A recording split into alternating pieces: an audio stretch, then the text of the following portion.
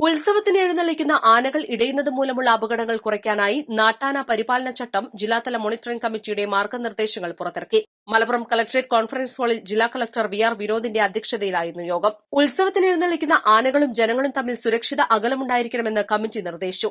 ഇക്കാര്യത്തിൽ കേരള ഹൈക്കോടതി നിർദ്ദേശപ്രകാരം സംസ്ഥാന സർക്കാർ അന്തിമ തീരുമാനം കൈക്കൊള്ളുന്നതുവരെ ജില്ലയിലെ ഉത്സവങ്ങളിൽ എഴുന്നള്ളിക്കുന്ന ആനകളും ജനങ്ങളും തമ്മിലുള്ള അകലം സംബന്ധിച്ച ജില്ലാതല മോണിറ്ററിംഗ് കമ്മിറ്റിയുടെ താൽക്കാലിക തീരുമാനം നടപ്പാക്കും.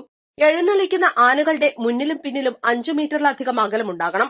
പിന്നിൽ ചുമരോ മറ്റോ ഇല്ലാത്ത പക്ഷമാണ് ഈ അകലം വേണ്ടത്. അകലം ക്രമീകരിക്കാൻ ബാരിക്കേഡുകൾ, വടം എന്നിങ്ങനെയുള്ള സംവിധാനങ്ങൾ ഉത്സവ കമ്മിറ്റി ഒരുക്കണം. ഈ സ്ഥലത്ത് ആനകളും പാപ്പാന്മാരും കാവടികളും മാത്രമേ ഉണ്ടാകാൻ പാടുള്ളൂ. അപകടകാരിയായ ആനയുടെ സമീപത്തു നിന്നും ജനങ്ങളെ കാലതാമസം കൂടാതെ മാറ്റണം.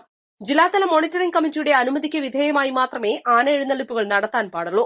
ജില്ലാതല കമ്മിറ്റിയിൽ രജിസ്റ്റർ ചെയ്യാത്ത ആരാധനാലയങ്ങൾക്ക് ആന എഴുന്നള്ളിപ്പിനുള്ള അനുമതി ഉണ്ടായിരിക്കില്ല. ഉത്സവം നടത്താൻ ഉദ്ദേശിക്കുന്ന തീയതിക്ക് 1 മാസം മുൻപായി ജില്ലാതല മോണിറ്ററിംഗ് കമ്മിറ്റിക്ക് അപേക്ഷ നൽകണം. ഉത്സവ കമ്മിറ്റികൾക്ക് നാട്ടാന പരിപാലന ചട്ടം 2012 സംബന്ധിച്ച പരിശീലന പരിപാടി സോഷ്യൽ ഫോറസ്ട്രി ഓഫീസ് സംഘടിപ്പിക്കും. തുടർച്ചയായ 2 പ്രാവശ്യം നാട്ടാന പരിപാലന ചട്ടങ്ങൾക്ക് വിരുദ്ധമായ നടപടികളിൽ ആന ഇടഞ്ഞ് പ്രശ്നമുണ്ടായാലും അനുവദിച്ചതിൽ കൂടുതൽ ആനകളെ എഴുന്നള്ളിച്ചാലും ആ പ്രദേശത്തെ ആന എഴുന്നള്ളിപ്പിന് വിലക്കേർപ്പെടുത്തും.